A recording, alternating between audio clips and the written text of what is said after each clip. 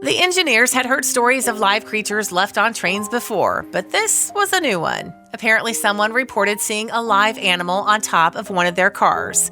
At first, train staff didn't spot anything, but when they did, their blood began to boil. Alan Ah and Michael Ortega both work for the Burlington Northern Santa Fe Railway, BNSF. The pair are veterans in their business. Ah has 12 years of experience and Ortega more than 20, so you'd be forgiven for thinking they'd seen and heard it all before. However, if their recent experience is anything to go by, the railway lines still have some surprises left. In fact, Ah reported one such nasty surprise on Facebook on September 20th, 2018. It occurred during a shift he and Ortega had been working on together, albeit in different roles. Specifically, Ah had been acting as train conductor on a trip from Minnesota to Missouri that day. The train had just left Galesburg when the staff received an unusual call.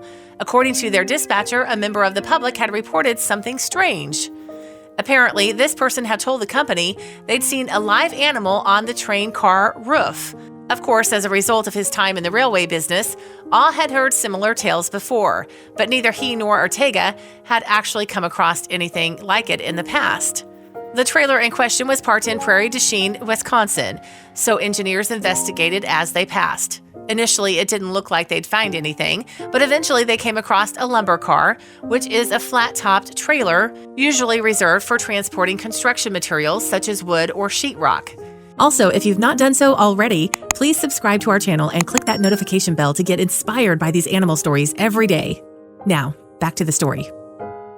We went real slow, almost to the end of the train, and parked at the end was a lumber car, Ah explained to the website The Dodo. I thought that must be it. But as we drove by, we didn't see anything, the conductor continued. As a result, the team decided to get a better look, so Ah jumped onto the lumber car. It didn't take too long for him to find what he was searching for. After a brief glance around, Ah found something that both broke his heart and enraged him. The report was indeed correct. Someone had tied a brown female Labrador Weimaraner cross puppy to one of the car's steel girders. She had no water and very little food. What morsels the dog's owner had provided were unreachable thanks to a foot-long chain binding her. They had left food for the dog up on the train, Ah told the Dodo, but it had shifted all to one side so the dog couldn't get to it. The wet weather the food had been exposed to also made it inedible. For the majority of the past few days, it had been raining up here, the conductor explained, so all the food was wet, soaked, and looked like mush. Ah couldn't believe what he was seeing, so he called Ortega over to assist him with the pup. The dog's owner had neglected her, leaving the poor pooch exposed to the weather. The engineers estimated she had probably been on the train car for 2 or even 3 days. Ah and Ortega didn't know how the dog would respond to them, so they approached her cautiously. However, although she was initially nervous, the engineers didn't have to worry. It turned out she was very pleased to see her rescuers, as Ortega later described. Her little tail was wagging, which was amazing after all she'd been through, the engineer told the Dodo. So they unchained the pup and took her back to the warmth of the train. They also provided her with some food and much-needed water.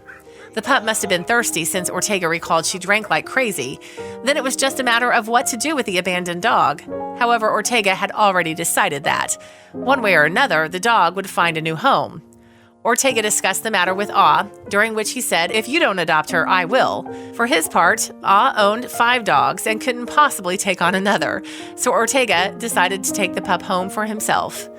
And so the engineer took his new furry baby, whom he'd named Lulu, to the vets.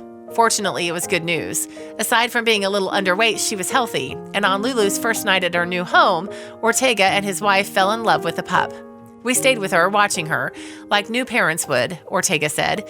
It was just so sweet. She's a very good girl, and not only did Lulu get a pair of loving humans, she also found herself with several new doggy brothers and sisters. They all play and bring toys to one another, Ortega described. And it's awesome to watch because that's how it should be.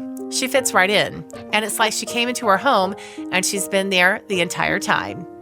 She belongs here with us, Ortega continued, and we're very blessed to have her.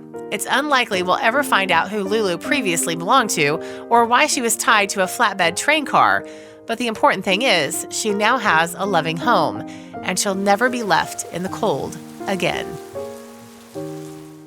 If you like the video, please give it a thumbs up and consider sharing it with your friends and family. Thanks again, and we'll see you in the next one.